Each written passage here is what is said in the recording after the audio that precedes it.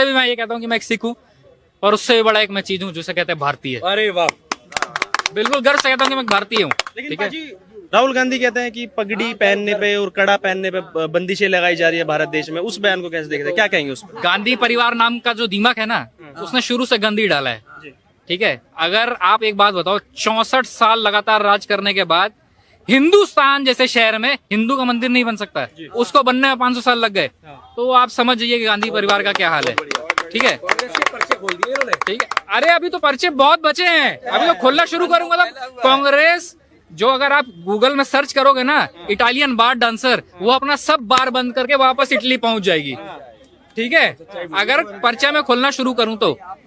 ठीक है, उसके बाद बात की जाए, अगर अखिलेश यादव जो कह रहे हैं कि बहुमत में, अगर देखो यूपी के हर जो नागरिक है उससे एक बेनती है, चाहे तुम अभी रोटी कपड़ा मकान जो सोच रहे हो सोचो, पर एक बात याद रखो, रोटी कपड़ा मकान से भी एक बड़ी चीज है जिसे कहता है माँ, बेटी, इज्जत और पगड़ी। अगर वो बचानी है तो भाजपा जिताओ। ताली बजा दो सरदार जी के लिए। अगर भाजपा नहीं जितानी और तुम्हें लगता है कि ये बड़ी बात नहीं है, 500 रुपया रैली लेके मैं खुश हूँ, तो भाई तुम किसी को भी जिताओ। ये बड़ी अच्छी बात कही आप। अभी तो 33 सीट आई है तो नंगा नाच हो गया है भाई। बहुत बढ़िया। पूरा जीतेंगे तो तुम क्या सोच रहे हो भाई, क्या होगा?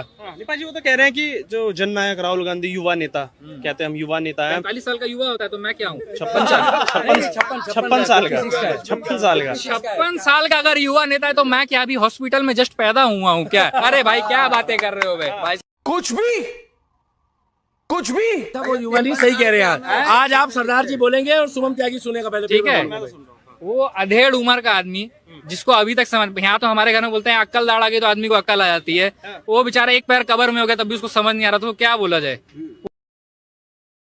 वो बोल रहा है कि मैं युवा नेता हूँ, मैंने ये कर दिया, आपको मैं बहुत पारदर्शी दिशा दिखाऊंगा। अभी इलेक्शन से पहले कन्याकुमारी से कश्मीर तक चले गए, उनसे पूछो पैसा कहाँ से आया। मैं यहाँ से पैदल देहरादून चला जाऊँ, मेरा भाई हालत खराब हो जाएगी यार। बात तो सही है। भाई साहब एक बात बताओ, अगर वो कह रहे हैं मैं 6000 किलोमीटर पैदल चल चुका हूँ, क्या जो आज तक कावड़ियों की तरह जल नहीं उठाया? भाई साहब हमारे कावड़िए भाइयों के लिए ताली मार दो जो जल उठाते पहले तो बोले के वक्त, जिन्होंने 600 किलोमीटर, 400 किलोमीटर, 500 किलोमीटर की एक महीने की यात्रा करते हैं। वो कह रहे हैं मैं 6000 किलोमीटर पैदल चल गया। अगर वो 6000 किलोमीटर पैदल चला है तो मैं कल अमेरिका से पैदल चल कर आया हूँ।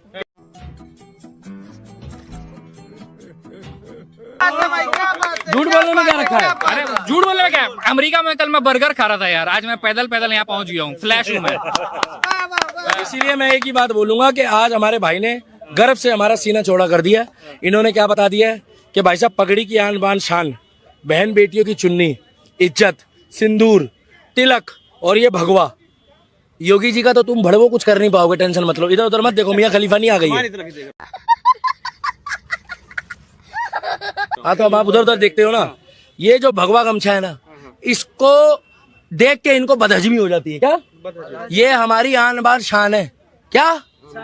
ये शान है। और इसीलिए योगी जी का पहनावा देख के अखिलेश यादव को दिक्कत होती है कि भगवाधारी नीचे से ऊपर तक मुख्यमंत्री कैसे बन गया।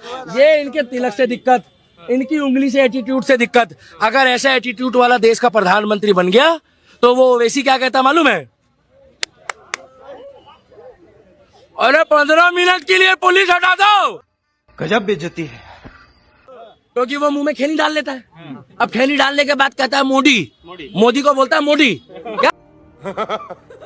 अब मोदी बोलता है बॉडी बोलता है, ये तो नहीं पता। बॉडी तो हमारे बाबा की है, बाबी सॉलिड बॉडी रे। तुम तो ग्रेट हो। तुम कह रहे हो 15 मिनट के लिए पुलिस हटा दो क्या? मैं बार बार कह रहा हूँ, ये मेरा डायलॉग है, इसको पेटेंट कर दो। 15 दिन के लिए योगी को प्रधानमंत्री बना दो, 16वें दिन भारत सोने की चिड़िया बन जाएगा। भाई साहब क्या बात है? हर गाड़ी के साथ एक बुलडोजर खड़ा होगा, 112।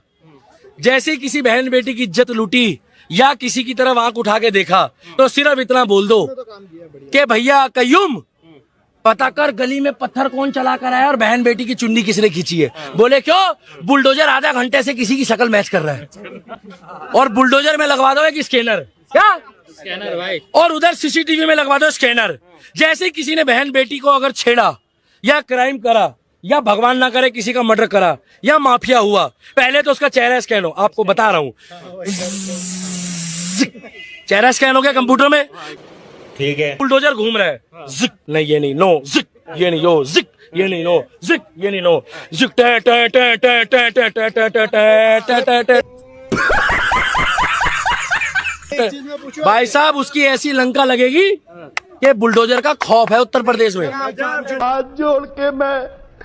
देखो मैं भी हिंदू हूँ और मैं बीजेपी के ऑलमोस्ट 80% काम से बिल्कुल खुश हूँ। अच्छा 20% रहती है कमियां, वो आदमी करता रहता है इम्प्रूवमेंट। अरे खुश तो लोग अपने बाप से भी नहीं है भैया, उसको भी बोल देते हैं कि अच्छा नहीं मिला, मगर बाप तो बाप होता है भाई साहब।